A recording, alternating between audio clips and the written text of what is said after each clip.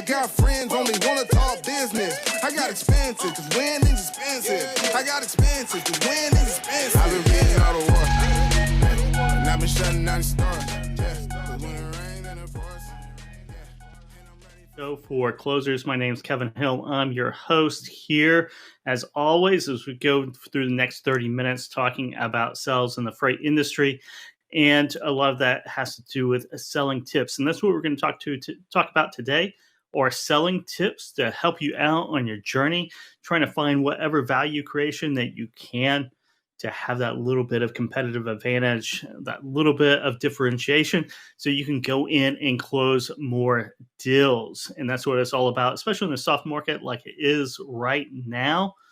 Capacity is out there. It is not hard to find. And if you're selling just on finding capacity, you're going to find it pretty rough. It's going to be very hard to get on bids, and it's going to be hard to go walk into potential buyers, whether those are current customers or new clients that you're trying to land, and sell on your ability to get trucks, unless that's a very specialized niche, which is always good as well. But we're going to talk about that today with Mr. Brad Perling. He's the co-founder and managing partner over at Bitfreighter, and we're going to talk a little bit about using technology and using those building blocks to differentiate yourself and to provide more value creation. So let's welcome Brad onto the show right now to talk about that. Brad, how are you doing today? Doing good. Thanks, Kevin. Thanks for having me. You bet. Before we slide into it, let's talk a little bit about Bitfreighter, what you guys do over there with EDIs and ratings, and kind of your origin story in of itself. Yeah, let me center the Bitfreighter logo there behind me. So Bitfreighter, we like to say we were founded by logistics people for logistics people to integrate with their shippers. We're an enablement shipping integration platform to help brokers become more connected with their shippers. So that's through quoting, tendering, updates, invoicing, anything that has to do with connecting you with your shippers through a digital means. Bitfreighter can help do that. So we're an integration platform.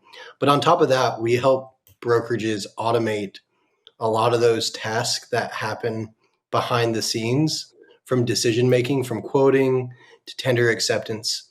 A lot of those things that take a lot of touches and a lot of clicks, we've kind of taken those integrations and taken them a step further and helping our clients automate those things. Perfect. So, so all about the EDI, a lot about automation with EDI too, I suppose, because EDI has always been kind of a monster to get installed and get up and running for current clients, for new clients. It's been a headache in a lot of ways over the past, ever since it started. Yeah, so that was basically what we founded the company on, is creating a freight network of what we call basically valued added maps that allow us to select them, which is really cool. When our clients sign up, they can go into our connection screen and see all of our integrations. We have now hundreds of integrations in there that they can select from an EDI perspective. That allows for really fast setup time, because our system already knows what those maps look like. And because we're only focused in the freight space, our network is growing exponentially every single day with the amount of clients that are signing up, and the customers that typically in the past have looked at EDI as kind of a necessary evil. And now we've flipped that mindset and said, hey, instead of paying thousands of dollars a month for a couple of EDI clients to be connected, why don't you spend that same couple thousand and have your entire customer base connected? And so what we've done is taken some very large brokerages that maybe only had a handful of trading partners, and they've scaled their entire network with Bitfreighter. And scaling is always good, right? It's always good in business and sales, right? It's important is to be able to scale that. And a lot of times with shipper partners, with your clients, being connected to their system in some way, shape, or form is a selling point, right? It's a differentiation. If you can tie in to their TMS in some way, it gives you a leg up. Absolutely. And that's what we're here to talk about today is how you can leverage integrations and set yourself apart. Because right now in today's market, what you need to do is be able to call a customer or call a potential lead or prospect and be able to have an educated conversation and not just ask for the business, but actually help them in other ways and talk to them about other things that you can provide, like connectivity or visibility or automated quoting. All of these things that Bitfreighter helps our clients solve through our platform, but also we really stand as the systems engineer, solutions engineer to a lot of our clients. So what happens is to set yourself apart when you're making these calls and looking for more customers, you need to be able to validate and verify how those customers connect with you. And a lot of times you can do that and have warm leads because you know that Bitfreighter already has these connections in place. Yeah, you take that technology. I think the connectivity part is a really big selling point these days. When I was brokering back in, I think it ended in 2016, so not ancient history whatsoever. But I always talked about capacity and talked about everything else except technology. I kind of left that to the end. I probably shouldn't have. And I think with today's tools out there, like Bitfreighter, that is a good entry point or a good starting point of the conversation is connectivity. Because there's just all kinds of different solutions. Bitfreighter being that for the EDI side, right? To be able to lead in with that. You're not scared of that EDI conversation because I knew that was kind of a deal killer in a lot of ways for me back 5-6 years ago. Well, the question is, can you check the box on the RFP? Yeah. Can you check the box, and is it something that you're going to have to get approval from C-level? Is it going to be a big selling point internally? And with Bitfreighter, it's not. It's so cost effective that you can check the box and you can actually go ahead and get that set up on the front end, because then you're considered a preferred vendor. Because most preferred vendors, there's a couple things that you need to check, right? And connectivity is one of those things. It is, yeah. It definitely is. Being able to connect to their systems, TMS being the most important one, and being able to target those different TMSs that are integrated with Bitfreighter makes prospecting a little bit more focused as well, which is always good. Yeah, and so probably 2016, 17, 18. There's on RFPs there was the EDI box, right? You had to check the box. Could you do it? Are you going to be able to integrate? Can you do it well? How quickly? All those things, right? But now, 2023, not only do you have to check the EDI box, but for a lot of these clients, you have to check the API box as well. Can you do auto quoting? Can you do real-time rating?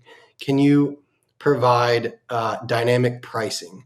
So Bitfreighter actually offers API integrations and it's our live quote product, which allows our clients to not only quote, but also receive their tenders all through the Bitfreighter platform. And this is a leg up for our clients because they can have all of that data and all of the analytics in one place. They can also wrap automation around the quoting piece. So if they're quoting loads and they want to automatically accept those loads that they're quoting, they can do that all within Bitfreighter. And that's the live quoting capabilities in Bitfreighter, right? It's those being able to accept tenders based on that data. Absolutely. So the live quote platform, it actually helps from a selling perspective. If you're calling and you're looking for more business, that is business that you cannot get without having our technology. If you can't quote real-time rating, that is something that is being quoted. It's a more than $100 million marketplace out there that we can give you access to, and it's very affordable.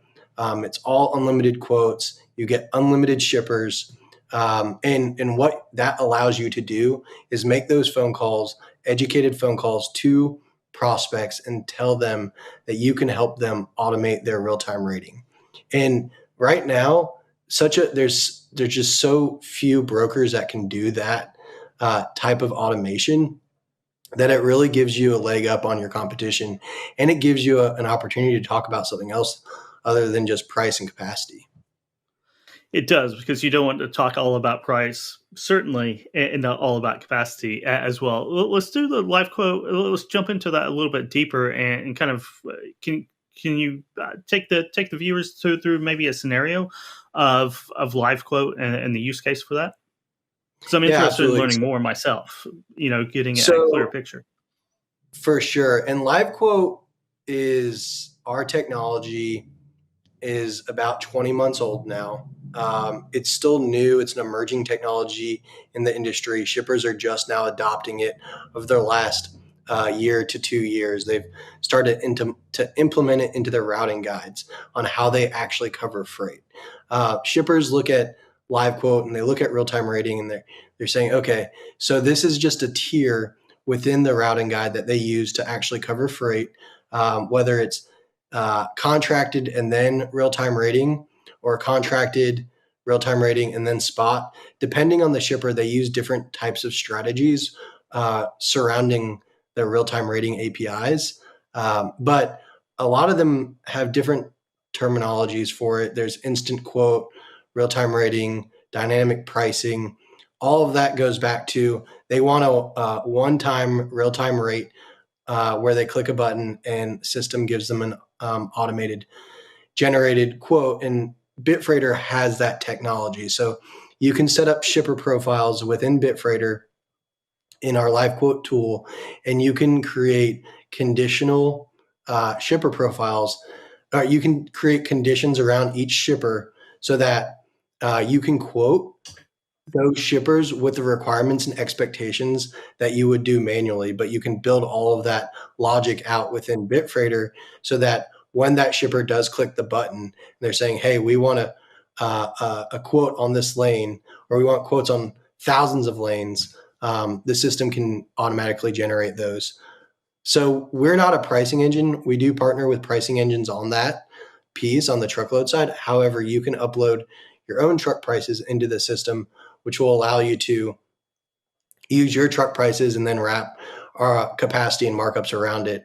We also have dynamic market ratings within the system that allows you to do market conditions as well. So you're looking at not only market conditions, but load details to provide a markup on your rates depending on the loads that are coming across based on the shipper profiles. And it's amazing how much freight is actually being run through the automation. We had a shipper turn on an API, and the first day we saw 9,000 quotes go through it. So it's freight that you don't know about until you actually have the API turned on. Yeah, you can only quote manually so much, right?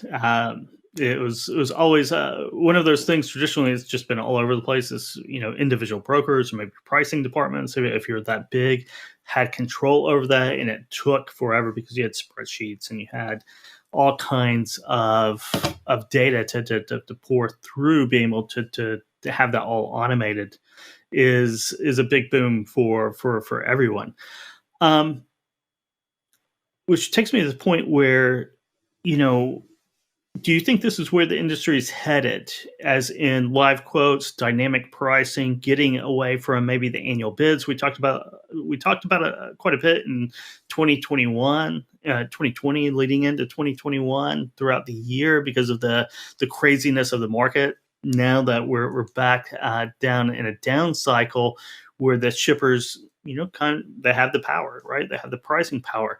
Do you see that trend continuing? And in 5 years, do you think most everything will be this dynamic pricing, because you can price 9,000 lanes in a matter of minutes, whereas the old school way of doing it took 6 months to reprice everything?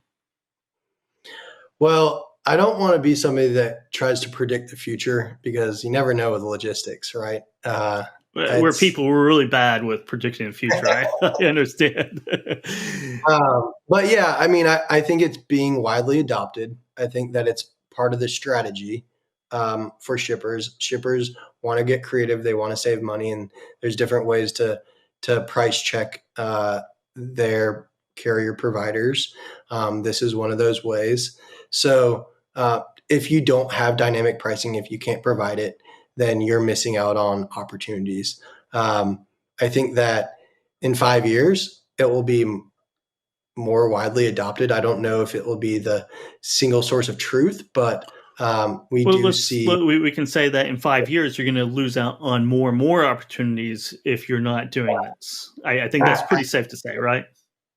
To know that you have a software partner in place that can help you connect through API is going to be important. And, being part of that on the front end and being able to put in your suggestions and working with your partner is important in this space because, yes, shippers are adopting it.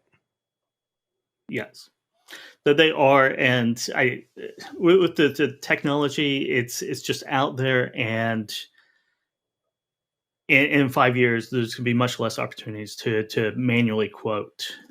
There's just going to be more opportunities to be able to go in. So it's the wave of the future, right? How quickly that wave is going to be, how strong it's going to be, time will tell. But it's certainly the wave of the future. Yeah, absolutely.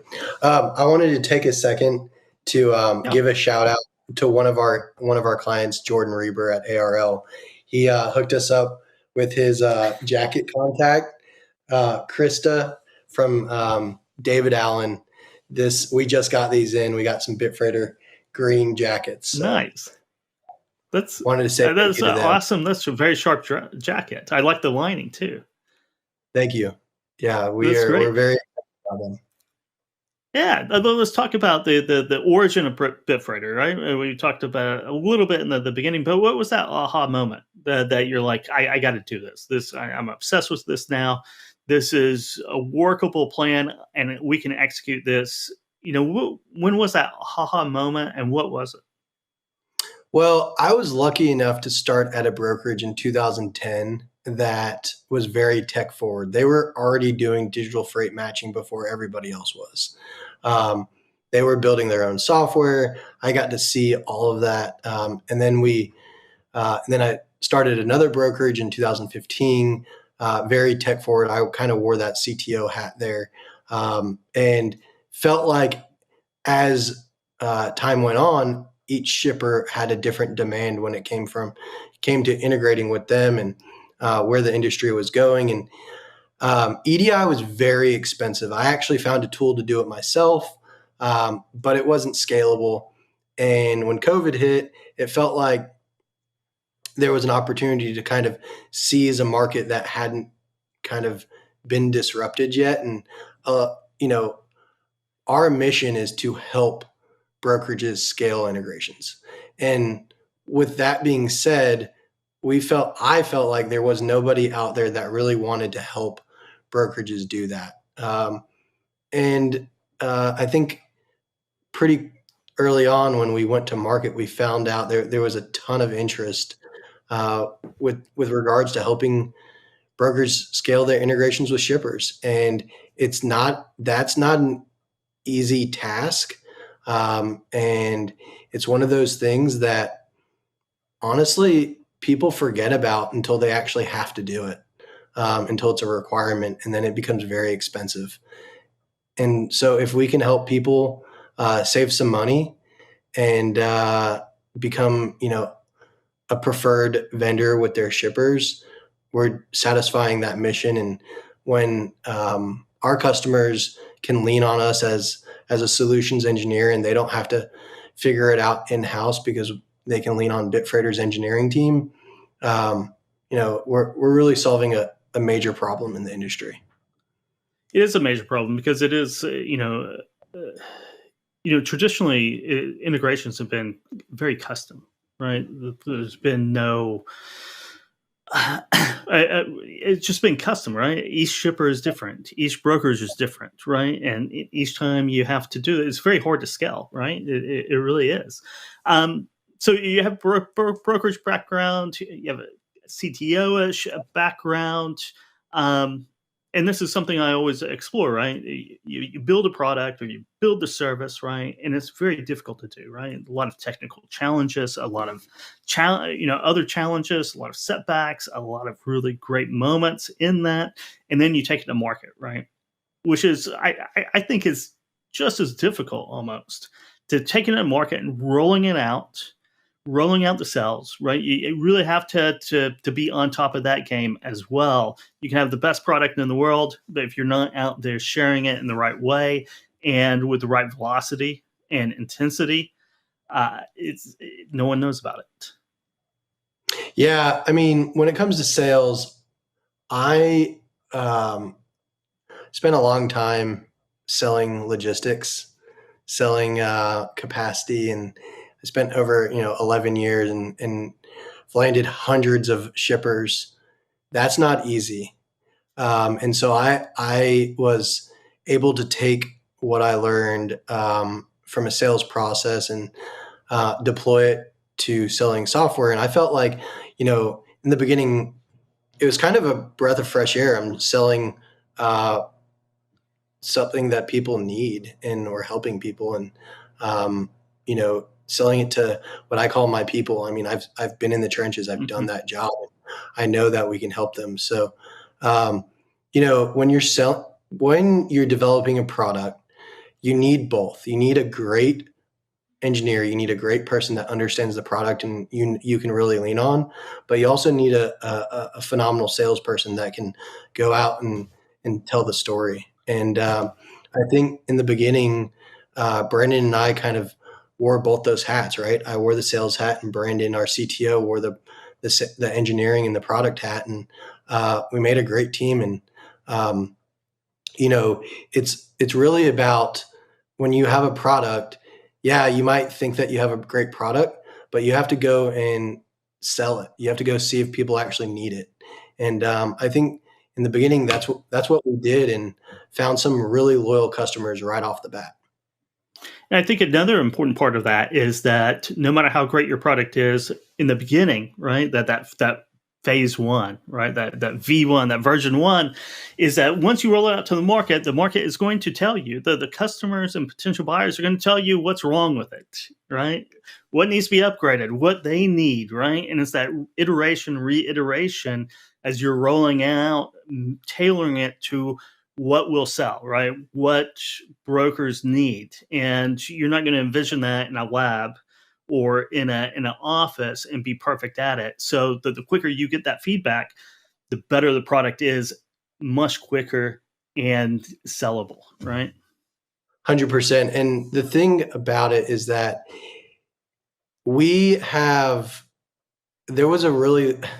the bar was set really low, honestly, in the EDI space. We're killing it from a customer experience. We offer unlimited messaging.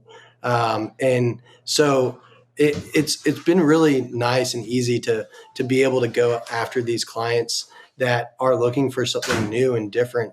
And that is, I think, what has really ultimately been the driving factor of Bitfreighter. Yeah, and taking unpleasant customer experiences, situations, and making those pleasant is always a winning combination. And it looks like Bitfreighter is capitalizing on that. Brad, it's been a pleasure talking to you today. We're kind of on the end of time. If our audience wants to learn more, how do they reach out and find out? Yeah, they can check us out at bitfreighter.com, or they can always send an email to sales@bitfreighter.com. Love to talk more and really appreciate the time. It was great being on the podcast. Thank you. Thank you very much, Brad, for your time and everything. Thanks. You bet. And that wraps it. Here, I hear there's a conference next week in Cleveland, Ohio. So hopefully everyone comes out for FreightWaves conference starting June 21st and 22nd. There it is, the future of supply chain, right there in Cleveland, Ohio. And they're playing the B-roll and the trailer right there, the city by the lake. And that was Brad Perling once again with Bitfreighter. And for this episode of Put That Coffee Down, we'll be back here at FreightWaves TV next week, Tuesday, just like always, Tuesdays, 12 p.m. Eastern Time here on FreightWaves TV. I got friends only wanna talk business. I got expensive, cause winning's expensive. I got expensive, cause winning's expensive. I've been reading all the war, and I've been shutting down the stars.